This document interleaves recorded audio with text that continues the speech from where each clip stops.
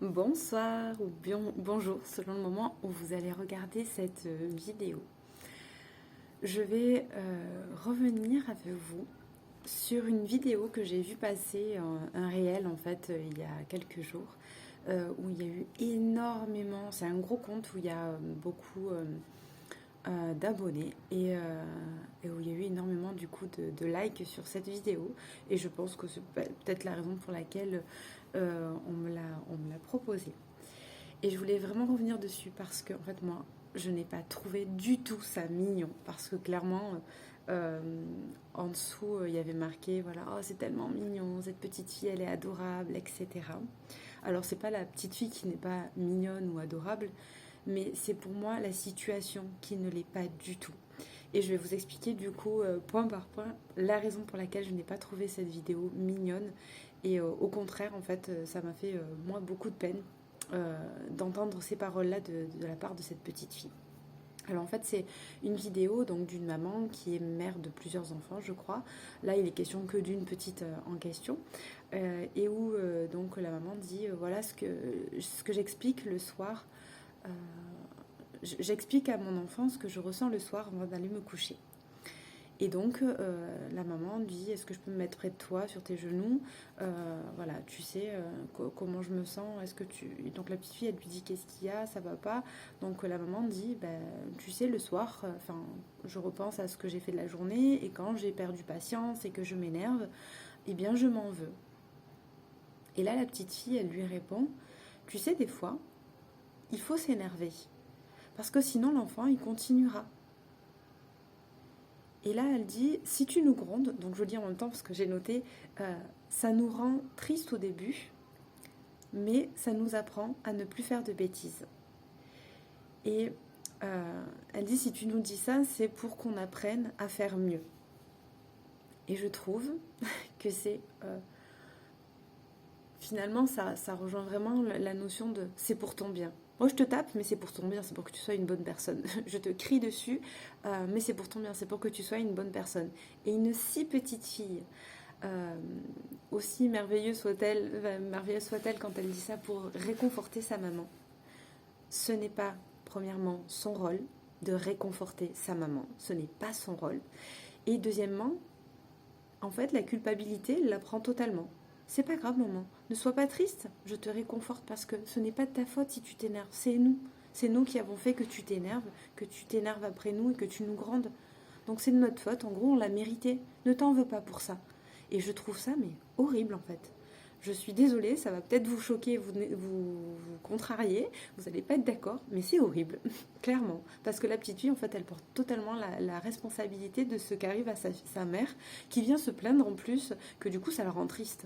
Et donc, elle remet le bébé à son enfant, alors que c'est elle qui devrait être là pour réconforter ses enfants, et en aucun cas, alors qu'on ait besoin de déposer ce qu'on ressent, qu'on ait besoin de dire que ça va pas parce qu'on a agi de telle manière, on peut le faire auprès d'une amie, auprès d'un thérapeute, auprès de quelqu'un qui va nous accompagner, qui va être là pour écouter. Ça peut être auprès de notre conjoint aussi.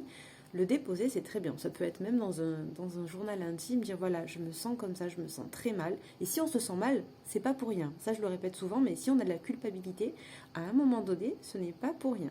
C'est qu'il y a quelque chose à aller chercher derrière cette culpabilité pour mieux comprendre et choisir nos actions. C'est qu'on n'a pas respecté une de nos valeurs à un moment donné. Donc, elle est importante, notre culpabilité, et surtout, nous n'avons pas à rendre nos enfants coupables pour nous déculpabiliser et nous trouver des excuses. Non, si nous avons grondé notre enfant, si nous sommes énervés, si nous avons perdu patience, c'est notre responsabilité, c'est nous qui avons perdu patience, c'est nous qui nous sommes énervés, c'est nous qui avons eu du mal à gérer autrement la situation et en rien le comportement de notre enfant. Et en rien notre enfant. Et là on voit cette petite fille qui dit maman tu sais mais je t'aime, même si tu nous engueules, je t'aime toujours.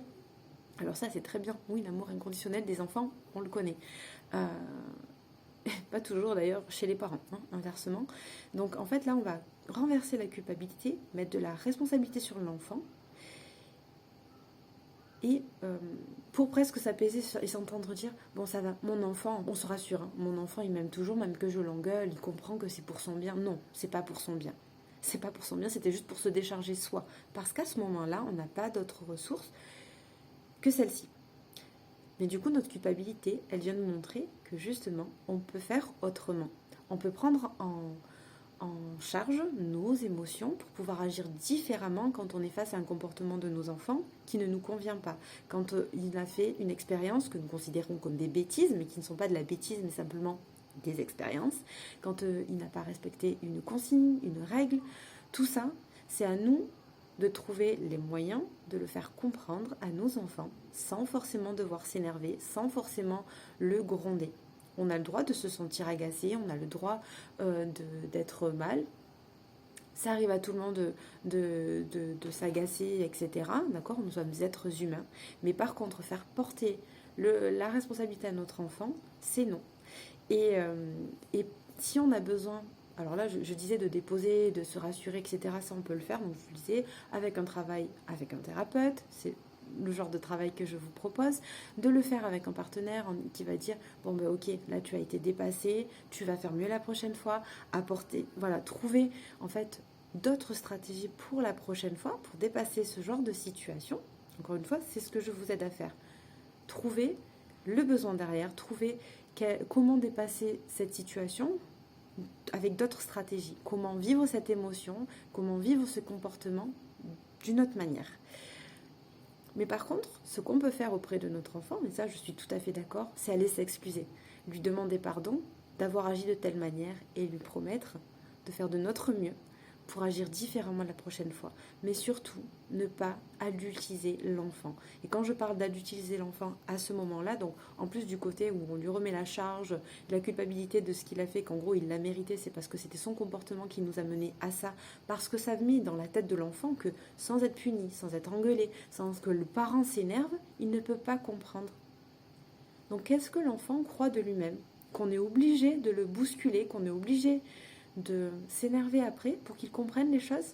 Non, l'enfant, il a besoin de savoir qu'il a toutes les compétences pour comprendre les choses et que la relation saine qu'il doit avoir et entretenir avec les autres personnes, c'est pas qu'on l'engueule quand quelque chose ne convient pas. Parce que ça veut dire qu'en grandissant, c'est le mode de fonctionnement, encore une fois, de relation que l'enfant va retenir. Donc quand quelqu'un ne lui convient pas, il va lui crier dessus. Et inversement, il va accepter qu'on lui crie dessus.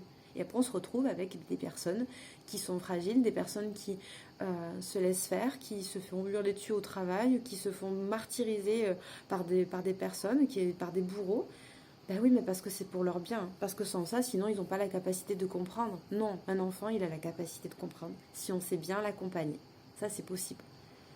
Et parfois, ça demande du temps, ça demande de l'expérience, ça demande de l'entraînement pour trouver les bons mots, pour trouver la bonne façon de transmettre. Mais c'est possible. Et donc, il faut aussi faire confiance à notre enfant et lui transmettre cette confiance et cette capacité aussi en lui, cette croyance qu'il peut le faire autrement et qu'il mérite une autre relation.